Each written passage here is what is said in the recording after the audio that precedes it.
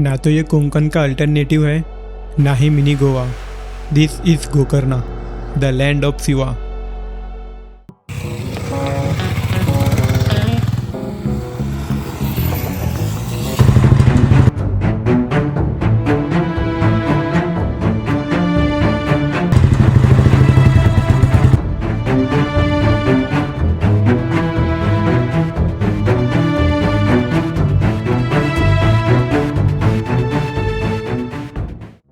यहाँ आने के 3 ऑप्शंस थे।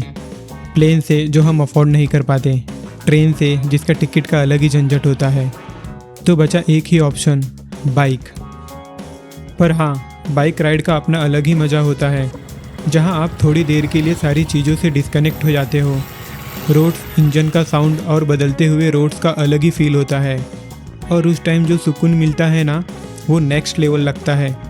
गूगल मैप पे अराउंड 14 घंटे दिखा रहे थे गोकर्णा के लिए। अब एक्चुअल में देखते हैं कितना टाइम लगता है। 19 मार्च की इवनिंग तक हम गोकर्णा पहुंच गए। बॉडी में ज़्यादा एनर्जी बची हुई नहीं थी, लेकिन जैसे ही बीच देखा सब थकान गायब हो गई। सीधा गोकर्णा मेन बीच गए।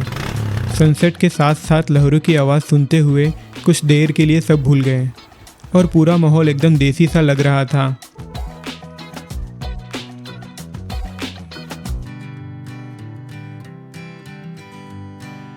अगर तुम्हें पहाड़ पसंद है तो हिमाचल साइड बेस्ट है। अगर तुम बीच लवर हो तो गोकर्णा परफेक्ट है। बीच साइड कैफ़े पे लाइट स्नैक्स किया और यहीं एंड किया अपना first day.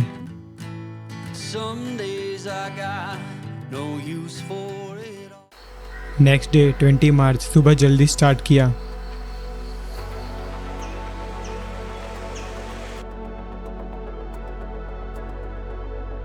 Fresh air, empty roads, ride करने का जो फीलिंग होता है ना, वो सच में स्पीचलेस कर देता है। अराउंड 2 घंटे बाद हम मुर्डेश्वर टेम्पल पहुंच गए। सामने समुद्र था और उसके पास इतनी बड़ी शिव मूर्ति, सच में एक अलग एक्सपीरियंस है। और एक इंटरेस्टिंग बात यह है, इस जगह को डेवलप करने में एक रेलवे कॉन्ट्रैक्टर का बड़ा रोल था। और जब ऊपर से समुद्र का व्यू देखा ना, थोड़ी देर बस वहीं खड़े रह गए। कुछ बोलने का मन ही नहीं हुआ, बस उस पल को एंजॉय किया।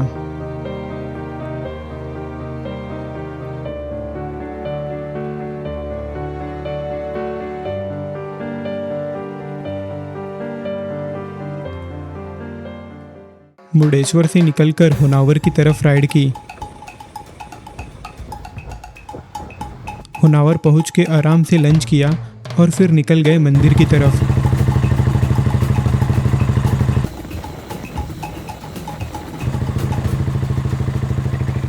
कुछ ही टाइम में महागणपति टेम्पल पहुंच गए।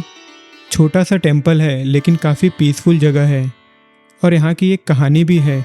माना जाता है कि जब रावण जी शिव जी का आत्मलिंगा ले जा रहे थे, तब गणपति जी ने उन्हें यहीं रोका था।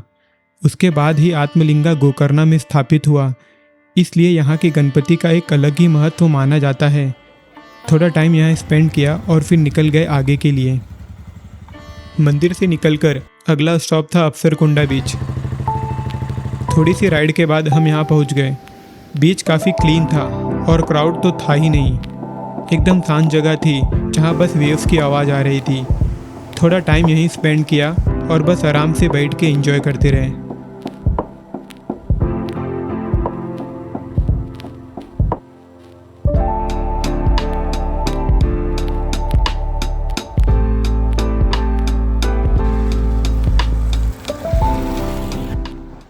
अफसरकुंडा बीच के बाद हम गए मैंग्रोव बोर्ड वॉक की तरफ।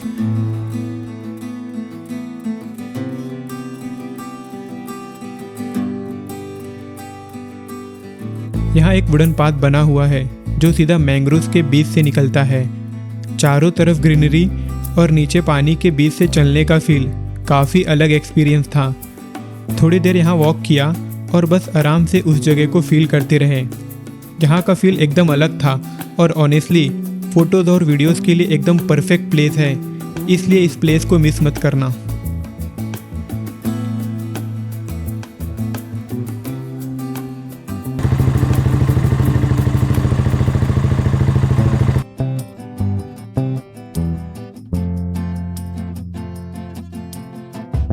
होनावर के बैक वाटर्स भी ट्राई किए। बोट राइड स्टार्ट की और धीरे धीरे अंदर की तरफ बढ़ने लगे।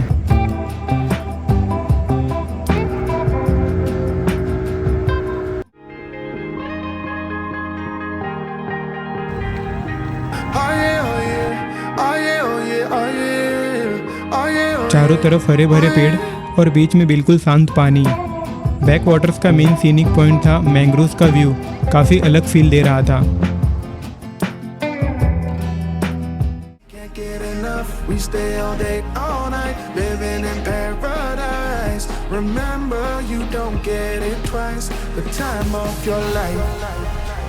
और वापस आते टाइम जो सनसेट देखने मिला सच में पूरा वर्थ इट था।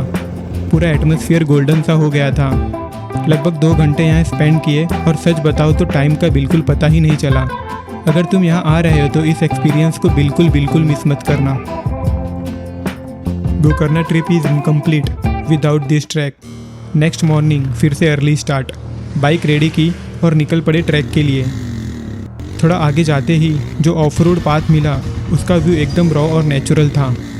और सच बताओ तो मंजिल भी खूबसूरत थी और उस तक ले जाने वाला रास्ता भी। एक बाइक राइड पे और क्या ही चाहिए, इससे बेटर क्या ही हो सकता है। और फिर ट्रैक के स्टार्टिंग पॉइंट पे बाइक साइड में लगाई, थोड़ा फ्रेश हुए और फिर निकल पड़े ट्रैक के लिए। 40 मिनट के ट्रैक के बाद जो फर्स्ट व्यू मिला पैराडाइज बीच का, सच बताओ थोड़ी देर के लिए बस वहीं रुक गए। नीचे ब्लू पानी और आसपास हरे भरे पेड़, पूरा व्यू एकदम रॉ और अनटच लग रहा था। वहाँ पहुँच के थोड़ा टाइम स्पेंड किया और बस उस मोमेंट को एंजॉय करते रहे। फिर आगे बढ़े और वेलकम बीच तक पहुँच गए। उसके बाद थोड़ा और ट्रैक कंटिन्यू किया। लगभग 20 मिनट बाद हाफ मून बीच पहुँच गए। जैसे जैसे हम आगे बढ़ रहे थे क्राउड बिल्कुल ना के बराबर था और नज़ारे और भी ज़्यादा खूबसूरत लगने लगे। यहाँ आके बस रुकने का मन कर रहा था। थोड़ा टाइम यहाँ भी स्पेंड किया। और फिर लास्ट स्ट्रेच ओम बीच की तरफ। ओम बीच पहुँचते ही यहाँ का सीन थोड़ा डिफरेंट था। यहाँ काफ़ी क्राउड था, बाकी बीचेस के कंपैरिजन में काफ़ी ज़्यादा। ट्रैक कंप्लीट करके जब हम ओम बीच पहुँच गए तो एक अलग लेवल का सेटिस्फैक्शन फील हुआ। और एक इम्पॉर्टेंट बात, अगर आप अपना पर्सनल व्हीकल लेके आए हो तो आपको ये ट्रैक रिटर्न करके स्टार्टिंग पॉइंट पे जाना पड़ेगा।